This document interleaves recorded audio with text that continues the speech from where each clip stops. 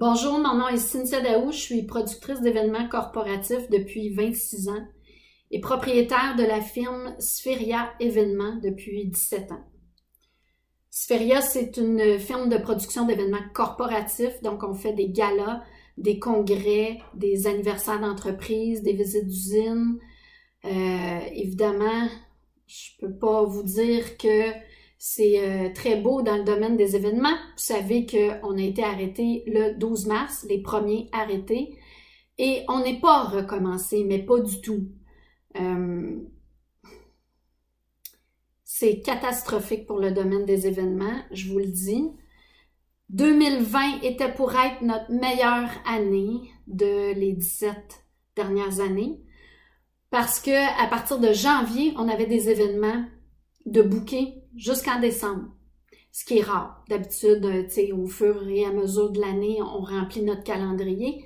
Mais là, on avait booké des événements jusqu'en décembre à partir de janvier.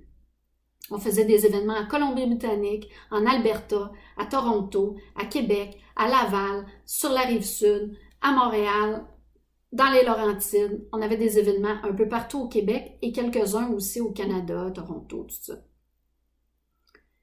Tout a été annulé. Tout. 100%. Zéro niet. Nous autres, c'est pas 20%, 30% de notre business, 40% de notre business qu'on perd, c'est 100%.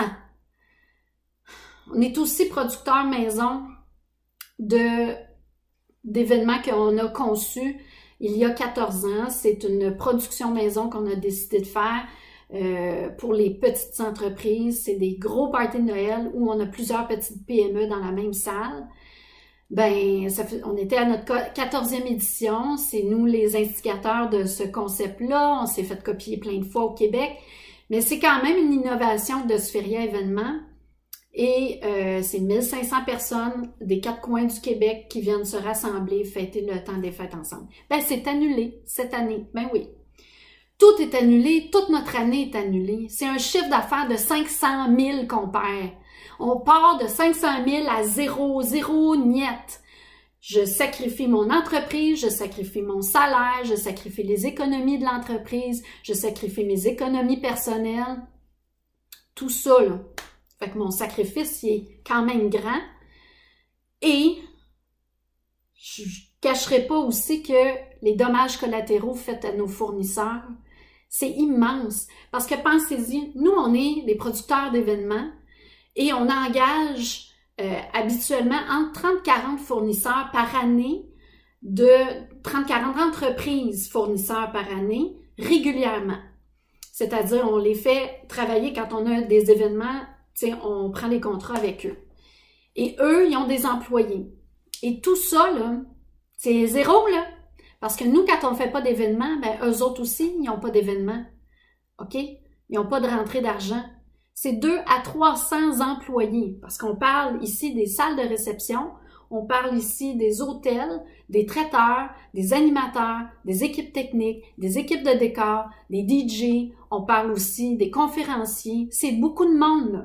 Fait que quand moi, là, Spheria Événements, je fais pas d'événements, tout ce monde-là ont de la misère, OK? Fait que c'est beaucoup, je trouve. Le domaine de l'événement, il est en train de mourir. Mes fournisseurs me parlent de faillite, me parlent d'un manque d'espoir, évidemment, de détresse. Puis là, ça, c'est sans compter les fondations. Avez-vous pensé?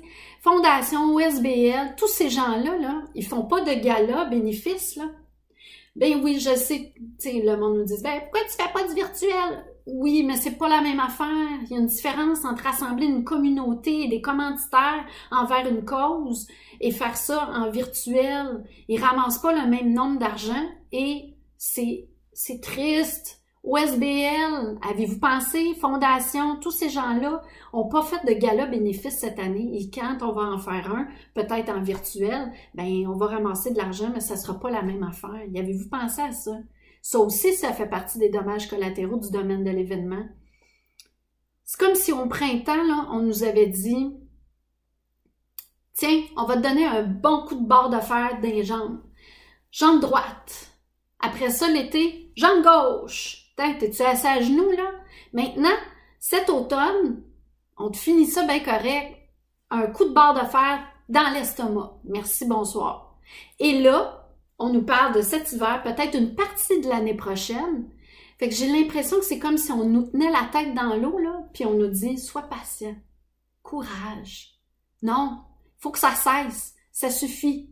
On arrête ça, les mesures exagérées. On arrête ça tout de suite. On le sait, tout le monde le sait que le domaine de la santé, ça va pas bien.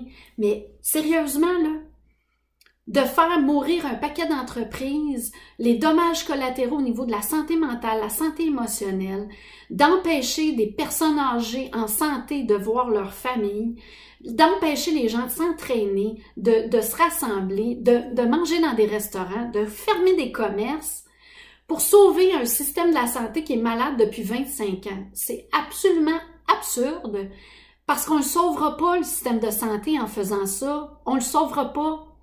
Là, le gouvernement, là, vous avez besoin de faire votre job.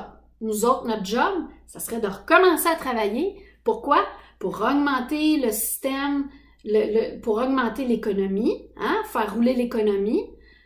Et on va pouvoir, avec notre argent, supporter le système de la santé. On va pouvoir, en faisant des activités, en se rassemblant, augmenter le sentiment d'appartenance des gens. Là, c'est complètement divisé. Voyons donc, la santé mentale, la santé émotionnelle, les rassemblements, d'être ensemble, de s'aimer, de se supporter, c'est ça qu'on devrait faire. Vous autres, vous avez une job, c'est de vous occuper du système de la santé et des CHSLD et de protéger ceux qui en ont besoin. Nous autres, notre job, ça serait de recommencer à travailler. Il faut que ça cesse, là. Ma question, c'est qu'est-ce que vous avez fait, vous autres, depuis 5 mois? Qu'est-ce que vous faites là? Il faut que ça cesse, les mesures exagérées. On ne peut pas continuer comme ça. Puis là, moi, les autres, là, il faut se lever. Dites-moi pas courage, ma belle, là. Ça s'en vient. Tu vas voir, quand tu vas revenir, peut-être que tout le monde, tous tes fournisseurs vont fermer les portes. C'est assez merveilleux, ça. Non, il faut que ça cesse tout de suite. Il faut se lever, il faut parler, il faut écrire des courriels à nos députés, à nos ministres. Il faut leur dire la réalité parce que là, ça passe pas nulle part dans aucune nouvelle. Hein? C'est pour ça d'ailleurs que cette page-là était partie. C'est pour voir qu'on voit la réalité de ce qui se passe vraiment sur le marché. La seule chose qui me garde inspirée en ce moment, là, c'est le fait que je me dis les gens vont finir par se lever, les gens vont finir par parler, les gens vont finir par le dire à tout le monde à qui ils parlent, dire ça n'a pas d'allure. Les dommages collatéraux dépassent les morts et les malades de la COVID. Ça dépasse là, complètement, là, on est complètement rendu ailleurs. Il faut que ça cesse. Ce qui me tient, c'est ça, c'est le fait que le monde va commencer à se lever. D'ailleurs, il faudrait peut-être arrêter de commencer puis juste comme se lever. Écrire des courriels à nos députés, écrire à nos ministres, écrire aux médias, puis leur dire que ça n'a pas d'allure, qu'ils n'en parlent pas du tout de ça. Puis moi, je garde en tête le festival que je suis en train de planifier pour 2021. Ça fait 20 ans que je pense à ce festival-là, ça fait 2 ans que je travaille dessus, mais il va avoir lieu, ce festival-là. On va se rassembler ensemble. Puis je pense au bal de Noël de Sphéria pour 2021. Ben, Colin, on va se rassembler ensemble. C'est ça qui me tient. Fait que vous m'empêcherez pas de rêver. Mais là, il faut que ça cesse. Il faut que ça cesse. Merci.